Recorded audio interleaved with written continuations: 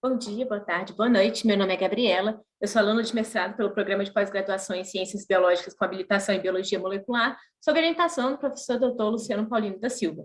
Hoje vou apresentar o trabalho que tem como título Modelos Matemáticos para explicar a influência de parâmetros de bioimpressão nos construtos finais.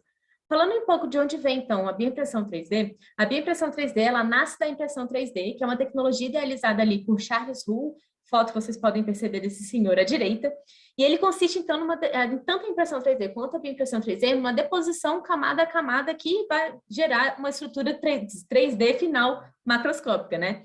Então, e falando um pouco do que é a bioimpressão 3D, você gera um modelo computacional, esse modelo computacional ele passa por uma sequência de softwares para gerar essas informações de como vai ser feita essa produção camada a camada. Você tem a escolha de um biomaterial que é colocado numa bioimpressora para produzir realmente a estrutura final e ter a obtenção dessa estrutura 3D final macroscópica.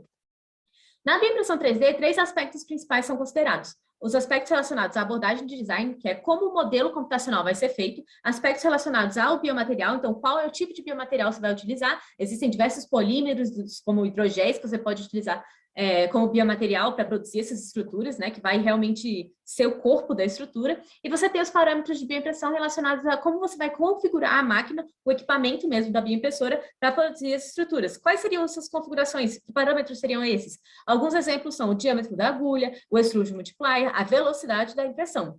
Para isso, o objetivo, então, desse trabalho foi ajustar modelos matemáticos através da metodologia de superfície de resposta, a fim de estudar a influência desses parâmetros, então, como diferentes configurações desses parâmetros nas bioimpressoras afetam o construto final obtido na bioimpressão 3D. Para isso, foi utilizado o planejamento composto central, que ele te dá quais são as condições necessárias de conduzir ensaios para você conseguir ajustar os modelos matemáticos aos dados.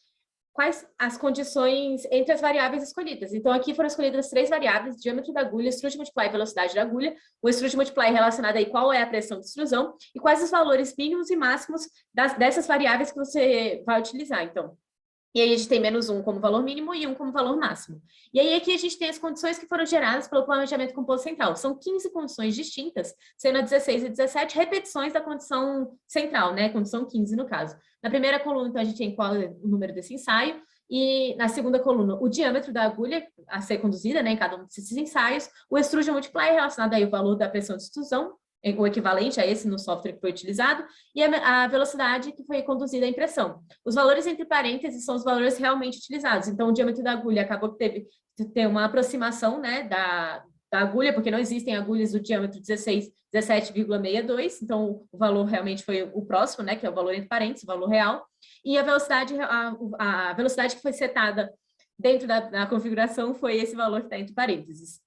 Para isso, o que foi extrusado? O que foi bioimpresso? Foi bioimpresso uma linha composta, um modelo composto dessa linha e essa saia, né, um círculo ao redor dessa linha. E o que foi medido? Foi medido a largura do filamento nessa saia. Então, foram medidos 30 pontos, onde foi medida a largura do filamento, foi feita a média desses valores, foi calculado o desvio padrão desses valores, foi calculado o percentual do desvio padrão, então quão representativo é, né, esse desvio padrão em relação à média, e foi calculada a diferença entre a média obtida, né, desses 30 pontos e o diâmetro original da agulha. Então, pensando aí na tabela, nessa tabela demonstrada, se a gente tinha uma agulha de 18G, foi calculado então a média entre em milímetros, entre o diâmetro interno, entre o filamento final obtido e o diâmetro interno.